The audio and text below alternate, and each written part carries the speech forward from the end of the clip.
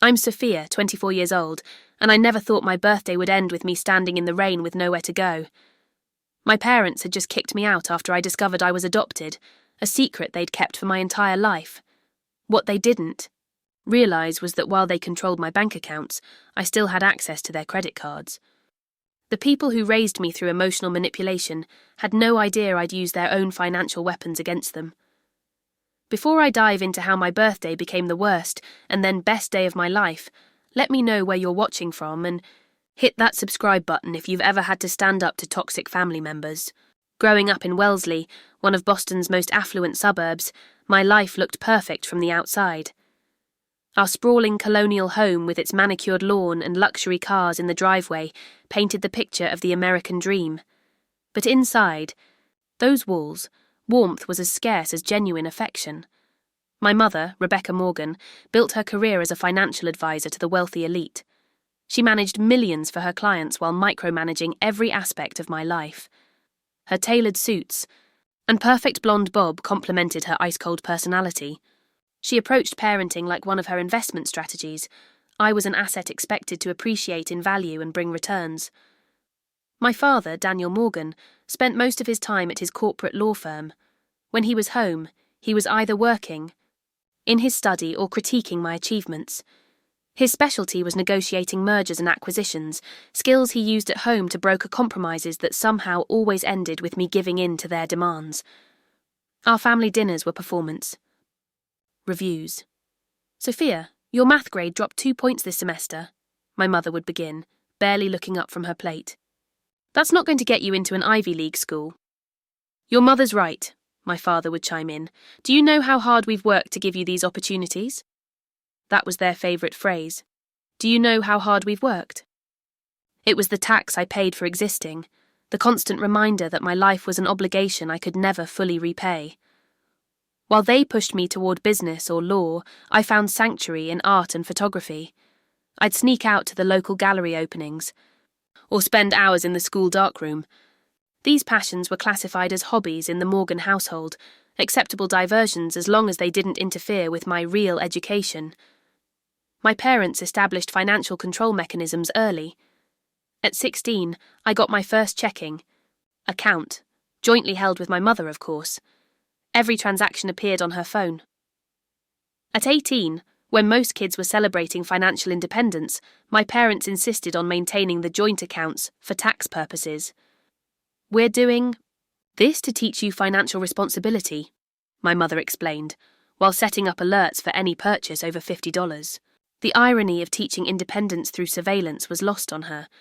By college, I had credit cards, supplementary cards on their accounts.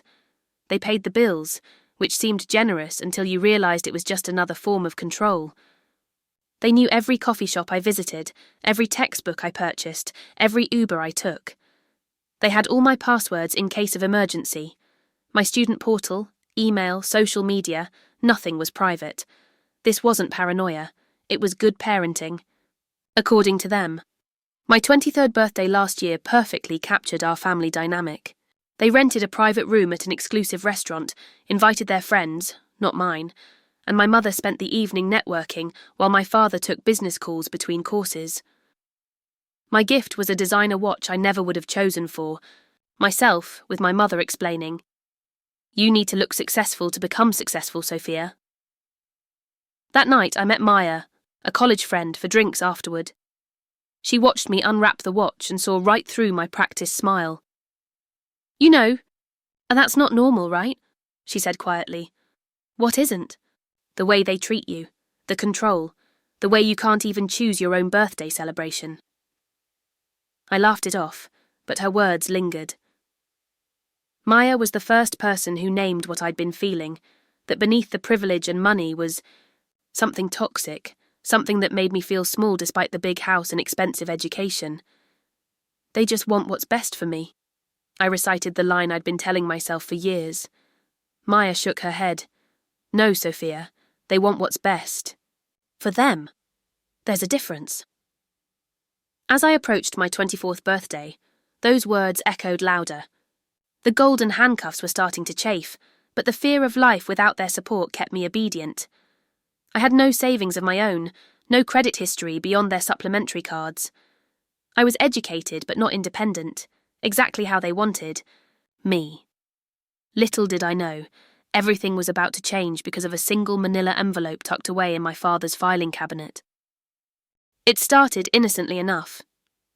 Tax season came around, and my father asked me to find his previous returns for his accountant. I headed to his meticulously organised home office, where every folder was labelled and colour-coded, a physical manifestation of his controlled personality. The filing cabinet drawer slid open smoothly. I located the tax documents but knocked over a stack of folders in the process. As I gathered the scattered papers, a yellowed envelope caught my eye. Unlike my father's, crisp labelled files, this one was unmarked and looked out of place. I shouldn't have opened it. In the Morgan household, privacy was a privilege reserved for my parents, not for me. But something about this misplaced envelope tugged at my curiosity. Inside were documents I didn't immediately understand. Legal. Papers with terms like relinquishment and adoptive parents. My eyes locked on a name I didn't recognise, Eliza Jenkins, listed as birth mother. Below it, in stark black ink, was my name, but not my birthday. A date one day earlier than what I'd celebrated my entire life. The room seemed to tilt. I sat on my father's leather office chair, documents trembling in my hands. This couldn't be right. But there it was, court-stamped and official. I, Sophia Morgan, was adopted. The front door slammed. My parents were home early from their dinner. I quickly returned the tax documents but kept the adoption papers, slipping them into my sweater just as my mother appeared in the doorway. "Did you find the returns?" she asked, eyes narrowing at my flushed face. "Yes," I managed, handing her the tax folder. "Right here." That night, I read and reread the documents until the words blurred. 24 years of believing I knew who I was gone. The stories about my mother's difficult pregnancy, my father's proud cigar when I was born, all fabricated. The next morning, I confronted them over breakfast, placing the documents between the coffee pot and fruit bowl. "What is this?" I asked, my voice steadier than I felt. My mother's coffee cup froze midway to her lips, my father's newspaper lowered slowly. Their eyes met in that silent communication I'd witnessed throughout my childhood, the wordless agreement about how to handle me. "Where did you find those?" my father asked, lawyer mode engaged. "That's your first question? Not why you never told me I was adopted?" My mother sighed dramatically. "We were going to tell you when you were older. I'm 24, and clearly not mature enough to handle it appropriately," she snapped, gesturing to the papers. "Look how you're reacting." My father attempted a more conciliatory tone. "Sophia, we chose you. We wanted you. Doesn't that matter more than biological connections? What matters is that you lied to me my entire life. Who am I? Who are my real parents?" My mother's face hardened. "We are your real parents. We're the ones who raised you, educated you, provided for you." After hours of circular arguments, I extracted fragments of truth. My biological mother was a 19-year-old art student who couldn't afford to raise me. The adoption was closed at my parents' insistence. They changed my birthday by 1 day, to further obscure the connection. "Did she ever try to contact me?" I asked. Their hesitation told me everything. "Show me," I demanded. My father reluctantly retrieved a small box from their bedroom safe. Inside were a dozen unopened letters, birthday cards, and even a few small packages, all from Eliza Jenkins, all intercepted before I could know they existed. With shaking hands, I opened the most recent letter, dated just 3 years ago. The handwriting was artistic, flowing across the page in a way that resonated with something deep inside me. "Dear Sophia," it began. "You turn 21 today. Though you may not know that your actual birthday is June 14th, not the 15th as your adoptive parents preferred. I read about how she'd fought cancer twice, how she wanted to meet me before it was too late, how she'd sent these letters faithfully even without response. At the bottom was a phone number and an address in Portland, Oregon. She tried to reach me for years, and you hid it from me. My voice cracked with emotion. "We were protecting you," my mother insisted. "From what? From knowing someone actually wanted to connect with me without conditions?" I called the number with trembling fingers, right there in front of them. It went to voicemail, but the message had been changed. A woman's voice, not Eliza's, explained that this number belonged to the late Eliza Jenkins, who had passed away 2 years ago. For inquiries, contact her sister Jennifer. The phone slipped from my fingers. 2 years too late. She had died waiting to meet me, writing letters that were never delivered, sending gifts that were never opened. "You stole this from me," whispered, tears streaming down my face. "You stole my chance to know her." "We gave you everything," my father countered, his voice rising. "A life she never could have provided. You should be grateful." Grateful, their favourite word. The debt I could never repay had just grown exponentially. That night, I contacted Jennifer, my biological aunt, through social media. Her profile picture showed a woman with my same wavy hair and artistic style. She responded within hours, her message filled with the warmth my parents' home had always lacked. "Sophia, we've waited so long to hear from you. Eliza never gave up hope." Over.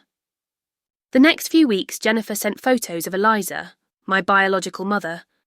I found my eyes, my smile, my hands in her pictures. She had been a photographer and painter.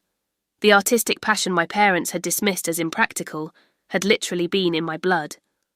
Jennifer told me about Eliza's final years, her continued art despite the cancer, her studio filled with photographs she'd taken of places she hoped to show me someday. She had kept a journal for me, which Jennifer still had, waiting. "She would love to know you found your way to art on your own," Jennifer wrote. "It's like you found your way back to her despite everything."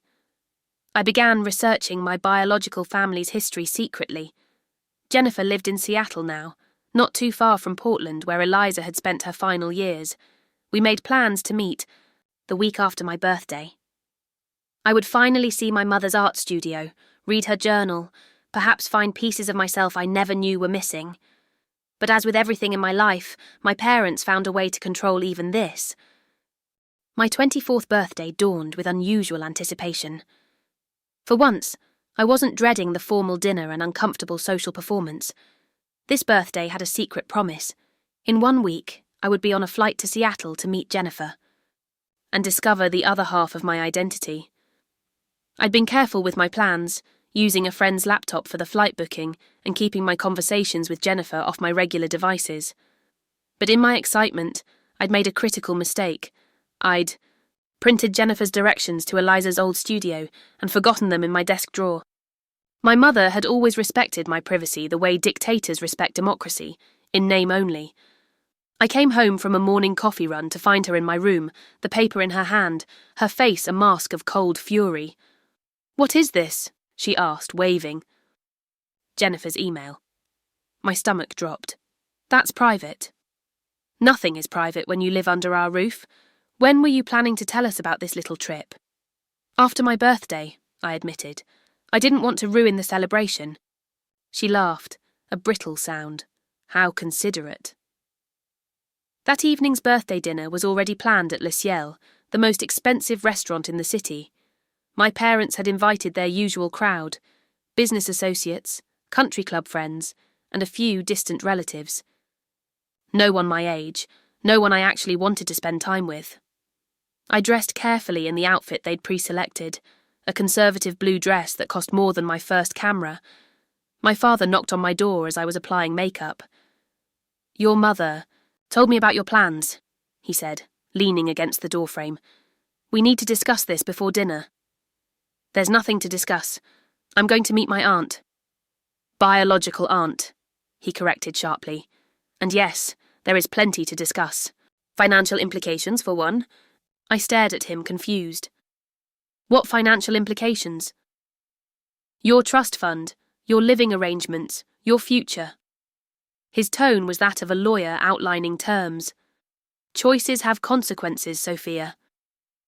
The restaurant was all crystal and white tablecloths, soft lighting designed to flatter the aging faces of the wealthy. My birthday cake, a tasteful lemon confection I hadn't chosen, waited at a table surrounded by people who knew the curated version of Sophia Morgan, not the confused adopted daughter searching for her roots. I plastered on my practiced smile and endured hugs from women wearing too much perfume and men who'd watched me grow up, but never bothered to know me.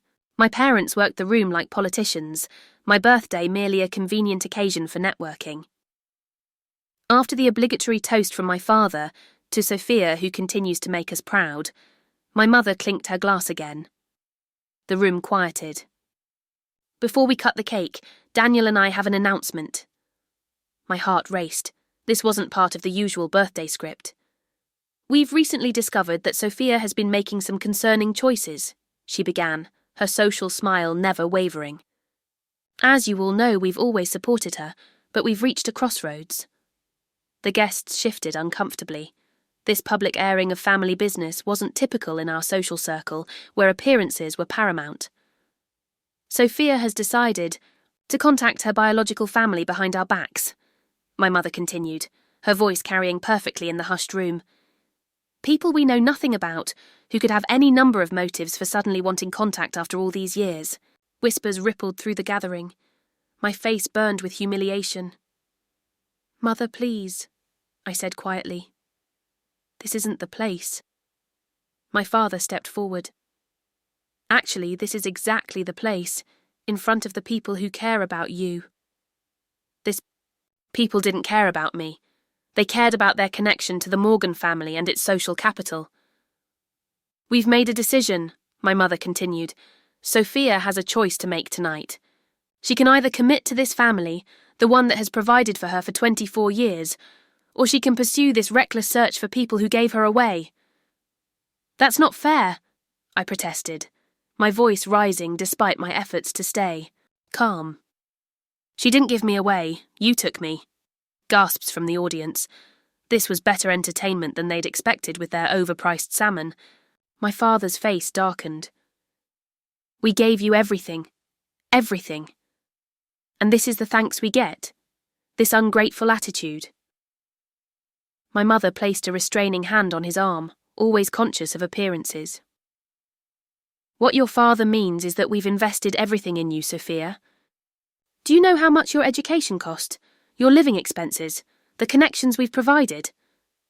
There it was again, the itemised bill for my existence. "So, what's the choice?" I asked, suddenly tired of the performance. "What exactly are you asking me to do?" "Cut contact with these people," my mother said firmly. "No trip to Seattle, no more secret communications. Focus on your future, the one we've planned together." "And if I don't?" my father answered, his voice cold. "Then you're on your own, financially, emotionally, completely. You can't have it both ways." The room was silent. 20 pairs of eyes watched this family drama unfold over cooling dinner plates and half-empty wine glasses. I looked around at the faces, not one person stepping in, not one voice of reason. These weren't my people. Maybe they never had been. "I choose me," I said finally. "I choose to know who I am. All of who I am." My mother's social mask slipped, revealing the fury beneath. "Then you choose to leave this house. Tonight."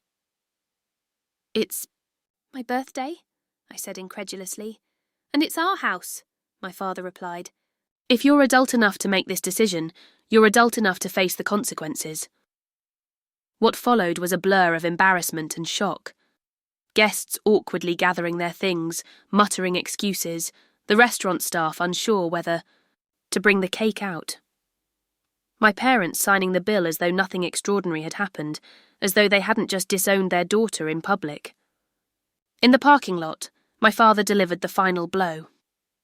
"Don't come home tonight, or any night until you've reconsidered your position." "You can't be serious," I said, the reality of my situation finally hitting me. "Where am I supposed to go?" "That's not our problem anymore," my mother replied, sliding into their Mercedes. "You've made your choice." They drove away, leaving me standing in my birthday dress as the first drops of rain began to fall. I had my purse, my phone, and nothing else. 24 years of life reduced to whatever I happened to have in my pockets that night. With shaking hands, I called the only person I could think of. "Maya, it's me. I need help." Maya lived in a one-bedroom apartment in Cambridge, a world away from Wellesley's manicured lawns. Her IKEA furniture and mismatched dishes were more comforting than any luxury I'd grown up with, because they came with genuine warmth. "They did what?" she exclaimed after I'd recounted the evening's events. "On your birthday? In front of everyone?" I nodded, still wearing my now-damp party dress, perched on her second-hand couch with a mug of hot tea. "That's not parenting, Sophia. That's abuse." The word landed like a slap. Abuse happened in dark, poor places, not in homes with swimming pools and summer houses. At least that's what I'd always believed. "They'll calm down," I said, not entirely convinced. "They just need time to process." Maya gave me a skeptical look. "Meanwhile, you need somewhere to sleep and clothes to wear." That first night, I slept in borrowed pyjamas on Maya's couch, waking every hour with the disorienting panic of the suddenly homeless. By morning, the reality of my situation began to sink in. "I need to access my bank account," I said over coffee. "Get some money. Out for clothes and necessities." I opened the banking app on my phone, entered my password and stared in disbelief. "Account access temporarily suspended. Please contact your bank for assistance." "They froze your accounts already?" Maya peered over my shoulder at the screen. I tried my credit card app next. Same message. My savings account. Frozen. Even my student account that held the remainder of my financial aid. All inaccessible. "They moved fast," I whispered, the betrayal fresh again. "What about your credit cards, the ones they gave you?" I pulled out my wallet. The supplementary cards linked to their accounts were still there. The American Express, the Visa, the special card for educational expenses. Cards I'd always been told were for building my credit history, but were actually just another tether.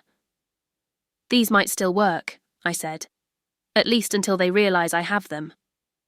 "Use them," Maya said firmly. "You need clothes, toiletries, a laptop for job applications."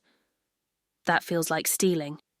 Is it stealing when they've controlled your access to your own money for years, when they've prevented you from building independent finances, when they've thrown you out without warning? Maya's voice grew passionate. "You're an authorised user on those cards. Use that authorisation before they take it away too." Still, I hesitated. Growing up, Morgan meant following rules, even unfair ones. Breaking, free of that conditioning, wouldn't happen overnight. "Let me talk to my cousin first," Maya suggested. "He works at Citizens Bank. Let's understand your rights before you make any decisions." Maya's cousin Ramon came over that evening, bringing pizza and financial advice. "Here's the situation," he explained after hearing my story. "Joint bank, accounts get complicated in disputes. They legally could freeze those because their names are on the accounts too." "What about my student account?" I asked. "If they were signatories when you opened it, possibly legal there too. Morally questionable, but legally defensible." I sighed. "And the credit cards?" "That's different," Ramon said, his expression brightening. "As an authorised user on their accounts, you have legitimate permission to use those cards. Unless they report the cards stolen, which would be fraud since they knowingly gave them to you, you can legally use them." "For how long?" "Until they remove you as an authorised user or cancel the cards entirely." Maya leaned forward. "So she should use them while she can?" Ramon nodded. "I would. Especially for necessities and security deposits, things you need to establish independence. Just don't go crazy with luxury purchases that could be construed as revenge spending." That night, I researched financial abuse on Maya's laptop. The term was usually applied to romantic relationships, but the patterns were eerily familiar. Controlling access to funds, monitoring spending, creating financial dependency, using money to control behaviour. I read stories of people breaking free, creating safety plans that started with securing enough resources for housing, transportation, and basic needs. It was a roadmap for escape, one I'd never imagined needing from the people who claimed to love me most. "They're on vacation in Europe right now," I told Maya, scrolling through my mother's Instagram. Their annual summer trip to the Amalfi Coast. They won't be back for 2 weeks. That gives you time, she said. Time to get established before they realise what's happening. I developed a plan, meticulous in its details like my father had taught me. First priorities: shelter, transportation, communication. Secondary needs: professional clothing, laptop for job hunting, therapy for my mental health. I made spreadsheets of estimated costs, potential apartments, job opportunities. Then I discovered something else. My parents still had access to my college fund, money meant for graduate school. Nearly $70,000 sat in an account with both my name and theirs, another form of leverage they maintained. They can't just take that, Maya insisted. They can make it incredibly difficult to access, I countered. They've been financial advisors and lawyers a lot longer than I've been thinking about financial independence. I needed leverage, something to negotiate with. They had my money, I had their credit cards, and, perhaps more importantly, their information. For years they'd shared passwords, account numbers and personal data with me under the guise of financial education. I'd never considered using that knowledge, until now. I won't do anything illegal, I told Maya firmly, but I need to establish enough independence that they can't simply starve me out of my decision to meet Jennifer. Use their tools against them, she agreed, just long enough to get on your feet. I set boundaries for myself. No frivolous spending, no luxury items, nothing that couldn't be justified as a necessity for establishing independence. This wasn't about revenge, it was about survival and freedom.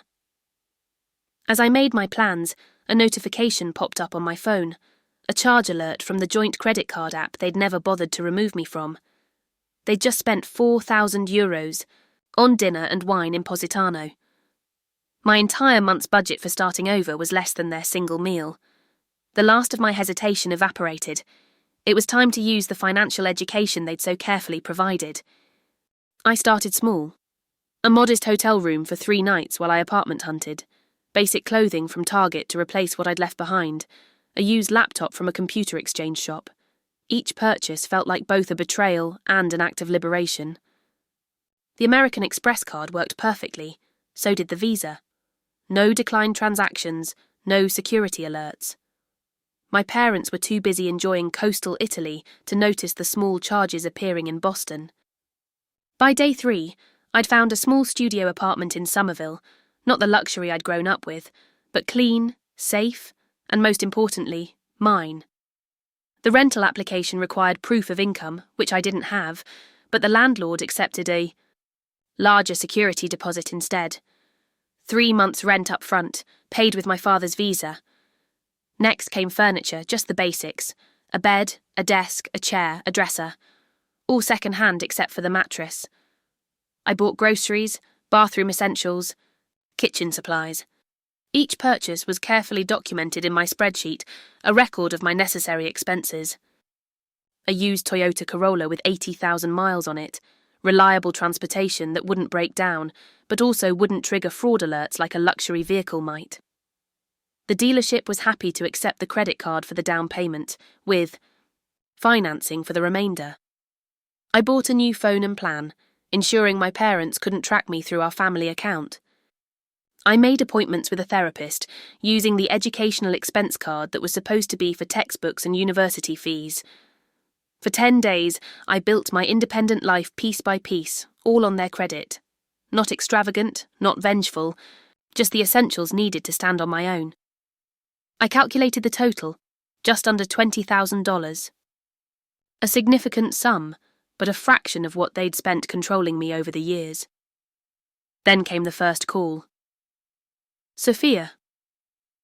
My mother's voice was ice cold. Would you like to explain the charges on our accounts? I took a deep breath, steadying. Myself in my new apartment. I needed a place to live, transportation and basics. Since you froze all my personal accounts, I used the resources available to me. Those cards are not your resources. There are accounts that you have permission to use for approved expenses. I'm using them for necessities after being made homeless on my birthday, I replied calmly. I'd call those approved expenses. This ends now, she hissed. We're cancelling all your cards. That's your right, I acknowledged. Just like it's my right to share with our social circle exactly why I'm suddenly without resources. I wonder what the Aldridges would think about parents who throw their daughter out during her birthday dinner. Or the Whitmores, who have that adopted son they adore. Silence on the line. Image was everything to my mother. You wouldn't, she finally said. I wouldn't want to, I corrected. But if I'm struggling for basic survival because you've cut off all financial support without warning, I might not have a choice but to accept help from family friends, and they might have questions. The threat hung between us. I heard my father's voice in the background demanding the phone.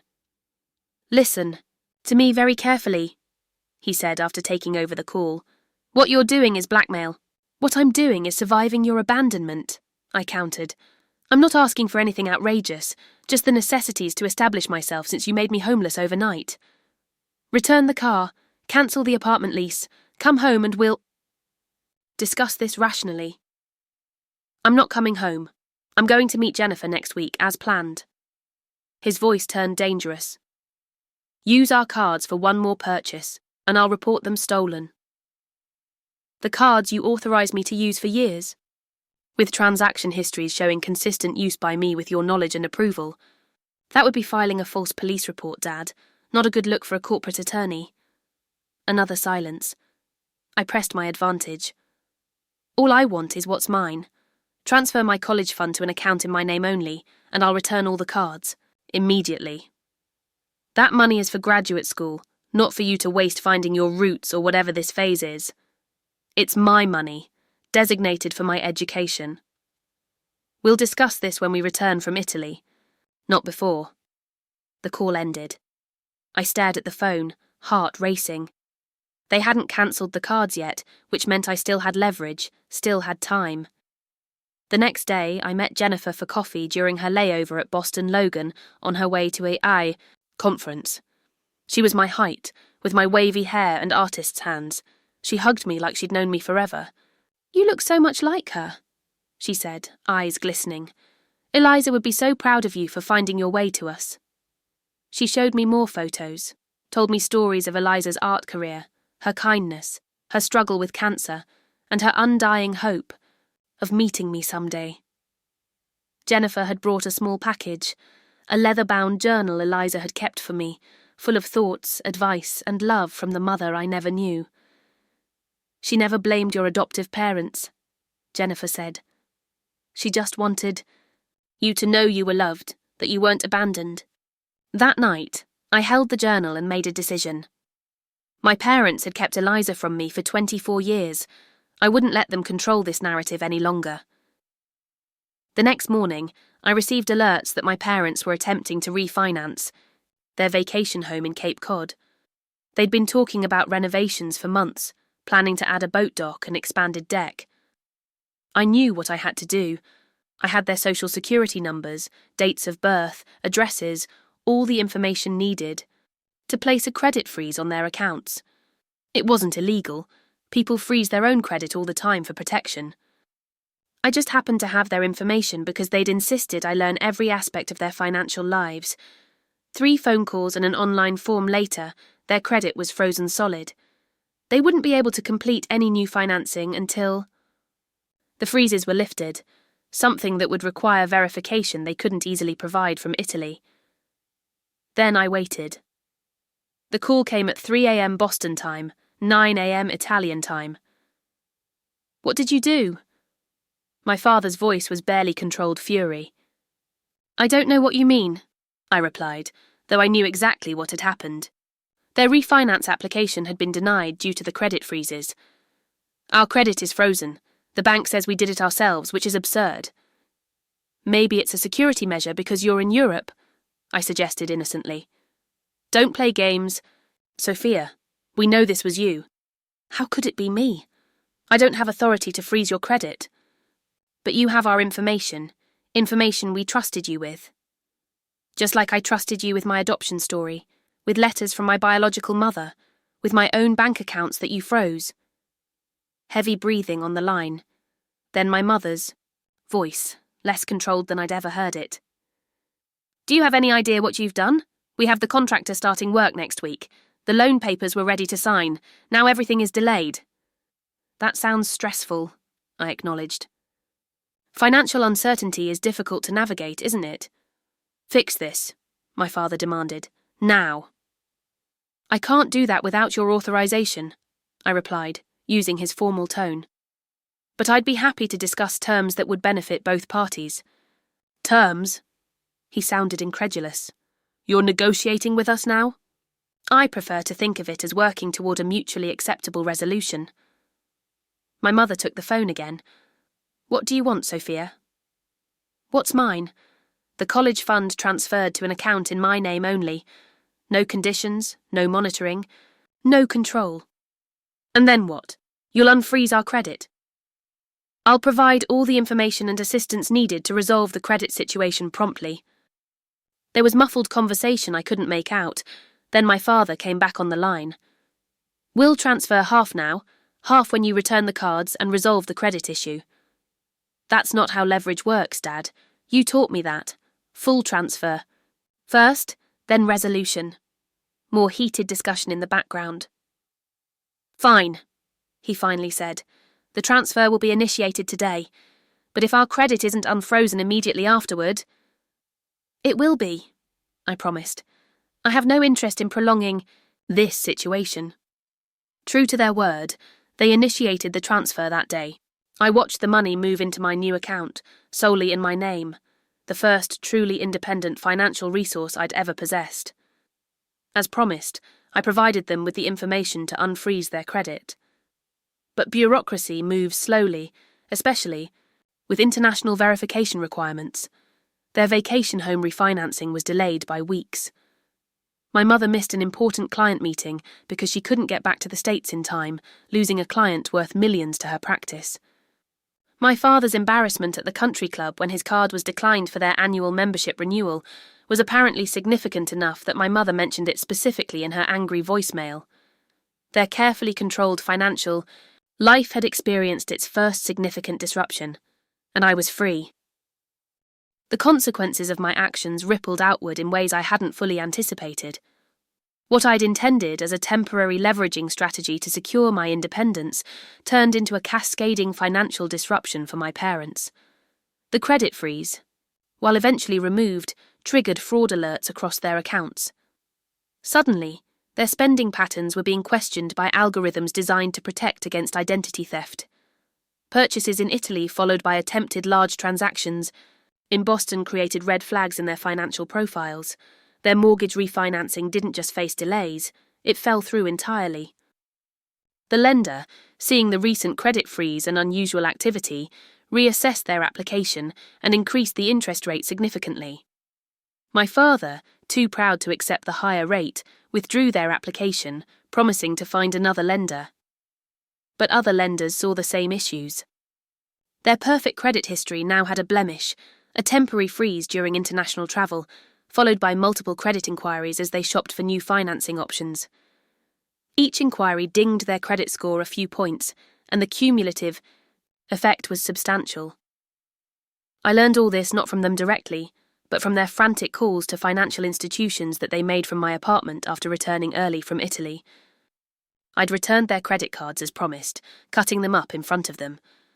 But I'd kept my new apartment, my used car, and most importantly, my freedom.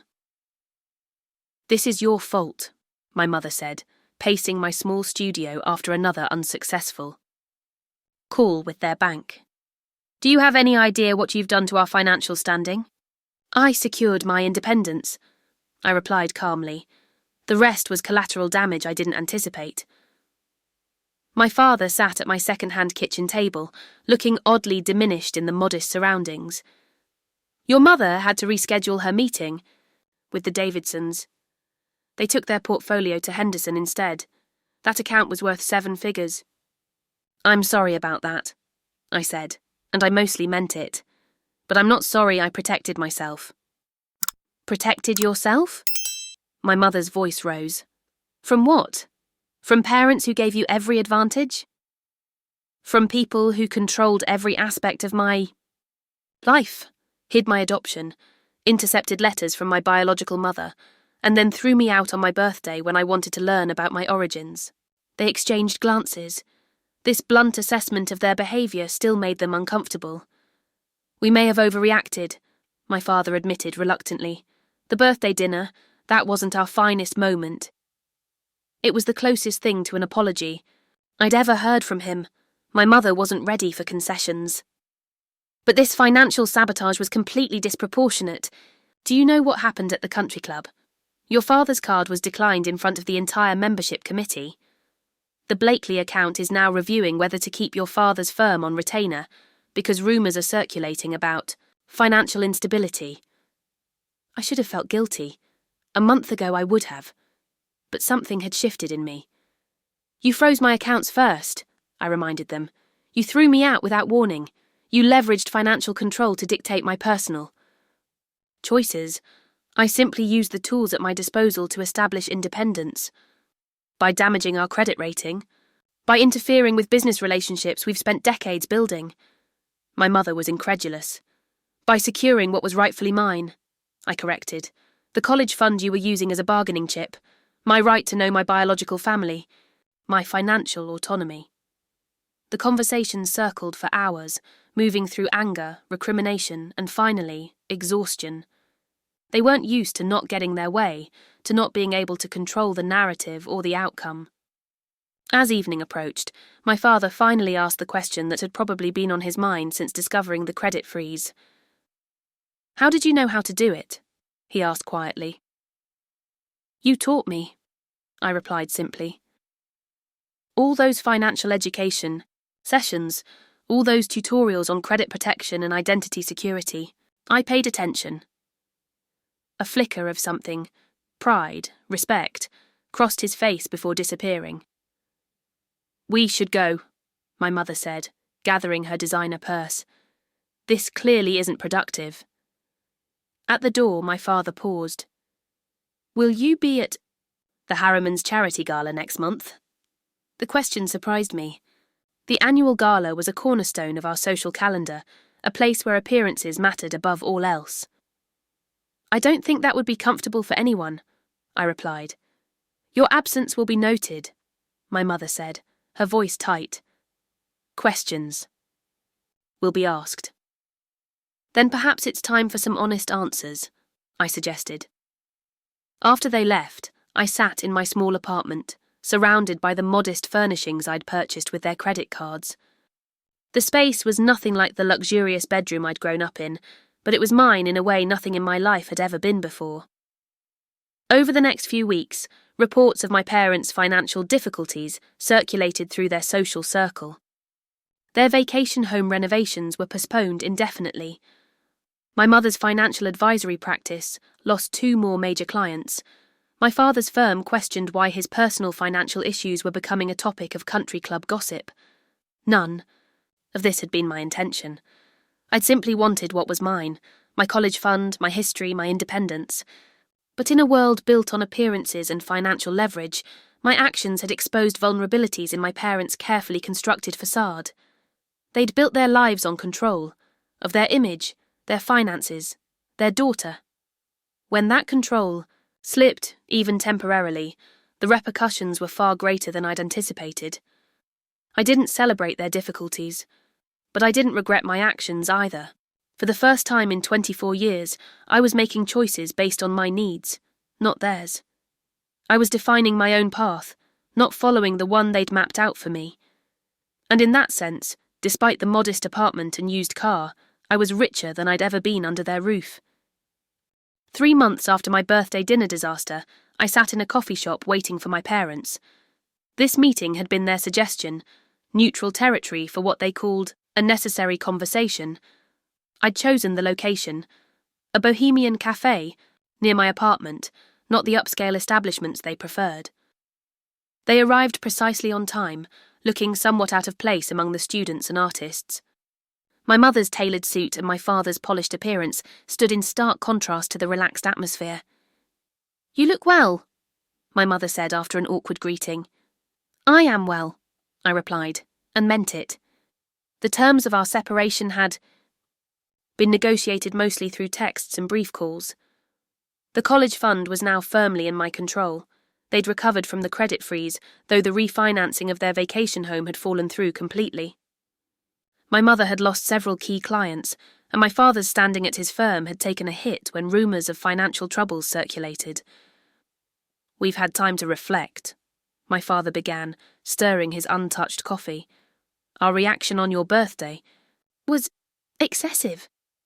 Coming from him, this was practically a full apology. We should have told you about the adoption earlier, my mother added. That was a mistake. I nodded, accepting this partial acknowledgement.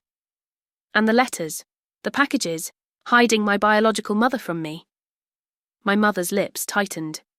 We thought we were protecting you. From what? I asked, the question that had haunted me for months. From confusion, from divided loyalties. My father looked uncomfortable. From feeling what you clearly feel now, that we weren't enough. The honesty surprised me. It wasn't about you not being enough. It was about me knowing my full story. We understand that now, he said quietly. Too late, perhaps, but we do understand. In the months since our separation, I'd travelled to Seattle to meet Jennifer. She'd taken me to Eliza's old studio, now preserved by friends as a small gallery of her work. I'd seen my own features reflected in photographs of her, read her journal entries addressed to the daughter she hoped would find her someday. I'd brought back one of her photographs, a sunrise over Mount Rainier, taken during her remission when she believed she had more time. It now hung in my apartment, the first thing I saw each morning. I visited her grave, I told my parents. Jennifer took me there. My mother flinched slightly but nodded. Did it help? Give you closure? Not closure. Connection. I finally know where my artistic interests come from, why I've always been drawn to visual storytelling. It's literally in my DNA. Your photography, my father acknowledged. You always had a good eye. The compliment, rare and unexpected, hung between us. I've applied to photography school, I said. The programme starts in January. This was new information for them. I watched them process it, the deviation from the business or law career they'd always envisioned for me. With the college fund? My mother asked carefully. Yes, my education, my choice. To my surprise, they didn't argue. My father even nodded slightly. The Harrisons' daughter went to art school, he noted. She's doing quite well now, designing for that tech company in California. It was his way of showing tentative acceptance. The conversation shifted to practical matters. They'd respected my boundaries, not attempting to access my new accounts or influence my financial decisions. In turn, I'd maintained discretion about the details of our rift, despite curious inquiries from their social circle. We'd like to try again, my mother said finally. Not as it was before, that clearly wasn't working, but some form of relationship. With conditions, I guessed. With adjustments, my father corrected. On all sides. We established new parameters. Sunday dinners once a month to start. No financial entanglements beyond birthday and Christmas gifts. Respect for my career choices and my relationship with Jennifer and my biological family's memory. In return, I would attend selected family events where my absence would be conspicuous. It wasn't perfect, but it was a beginning, one based on negotiation rather than dictation. As they prepared to leave, my mother hesitated. The credit freeze, that was actually quite impressive. Not that we approved, she added quickly, but the strategy itself was sound. Coming from her, this was high praise. I had good teachers, I replied with a small smile. After they left, I walked to the small park near my apartment. 6 months ago, I'd been completely dependent on their approval and financial support. Now I had my own place, my own car, my own bank accounts, and most importantly, my own identity. One that included both the Morgan years and the newly discovered connection to Eliza Jenkins. The therapy sessions I'd started after moving out had helped me understand the dynamics of our relationship. Financial control had been their primary tool, but beneath it lay their own insecurities. Fear that I would choose my biological family over them, fear of losing the daughter they'd raised, fear of change they couldn't control. Understanding didn't excuse their actions, but it helped me process my anger without being consumed by it. I could acknowledge both the privileges they'd provided and the control they'd exerted. Both were true. I'd started a small support group for other young adults experiencing financial control from family members. We met weekly in a community centre, sharing resources and strategies for establishing independence. Some had stories far worse than mine, lacking even the financial privileges that had cushioned my escape. My journey from dependent daughter to independent woman wasn't complete, but the foundation was laid. I had boundaries now, and the courage to enforce them. I had a clearer understanding of both sides of my identity, and perhaps most importantly, I had perspective on what family should be, supportive without being controlling, loving without conditions. The relationship with my parents would never be what it once was, but perhaps it could evolve into something healthier. The old power dynamics had been permanently disrupted. In their place was the possibility of a more balanced connection, not guaranteed, but possible. As I walked home to my small apartment, I felt a peace I'd never known in the grand house in Wellesley. True independence, I'd discovered, wasn't about financial resources, but about having the freedom to choose your own path, even when that path diverged from others' expectations. Sometimes losing what you thought was your foundation helps you build something stronger on your own terms. My parents had intended the credit cards as golden handcuffs. Instead, they became the keys to my freedom. The irony wasn't lost on me, nor was the lesson. True power comes not from controlling others, but from owning your own story. All of it, even the parts others tried to hide. Have you ever had to break free from someone's control to find your true self? I'd love to hear your stories in the comments below. If this resonated with you, please hit subscribe and share with someone who might need to hear that financial control isn't love. Thank you for listening to my journey, and remember, sometimes, the family we choose is as important as the family we're given.